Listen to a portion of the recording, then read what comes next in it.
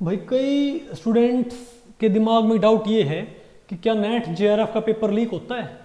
तो मैं आपको बताऊं कि जो CSIR UGC नेट जेआरएफ है उसका पेपर भी डेफिनेटली लीक होता है।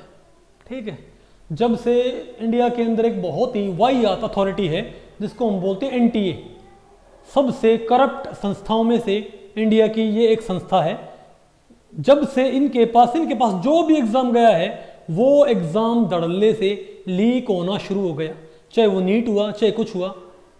गवर्नमेंट ने सोचा भाई कि अगर हम चीज़ों को सेंट्रलाइज कर देंगे, एक सेंट्रल अथॉरिटी होगी एग्जाम लेने की, तो भाई आसानी रहेगी हमको और भाई पेपर लीक की घटनाएं कम हो जाएंगी।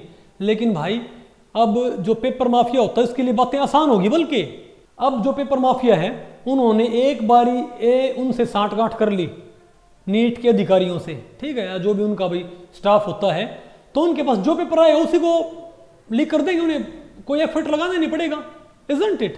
इसीलिए मैं कहता हूं दोबारा से जो एग्जाम है जितने भी उनको डिसेंट्रलाइज कर देना चाहिए। ठीक है, हर एक स्टेट का अपना अलग से नीट का पेपर होना चाहिए, तब जाके भाई ये जो पेपर माफिया थोड़ा बहुत कंट्रोल में आएगा, नहीं तो कंट्रोल में बिल्कुल भी नहीं आएगा। अब जैसे नेट जेआरएफ है, नेट जेआरएफ में काफी सारे बच्चे मुझे ये बोलते हैं कि सर फलाने ने पेपर लीक करवा के पेपर पास कर लिया, ढिमकाने ने पेपर लीक करवा के पेपर पास कर लिया, क्या हम भी पेपर लीक करवा के पेपर पास कर लें?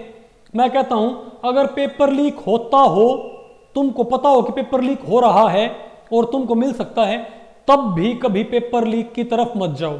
क्योंकि आप खुद सोचो, जिन बच्चों ने पेपर लीक के जरिए जेआरएफ क्वालिफाई तो कर लिया, कभी उनके दिमाग में कभी ये कॉन्फिडेंस होएगा कि हमने एग्जाम पास कर रखा? नहीं, वो हमेशा जहां जाएंगे ड्रे घूमते रहेंगे।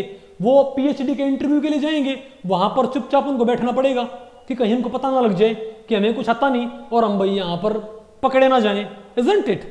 वो हर जगह डरे रहेंगे।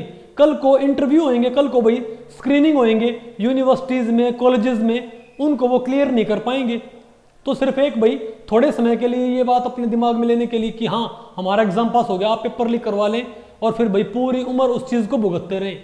मैं कहता हूं इससे अच्छा है आप बिना पेपर पास करे रहोगे, वो बेटर है। उससे बेटर सिंपल MSc है। कभी भी पेपर लीक की तरफ मत जाओ, एफर्ट लगाओ। पेपर लीक होता है, उसके बावजूद आप उनसे बेटर रैंक लेके आने की ट्राई करो मेहनत के जरिए।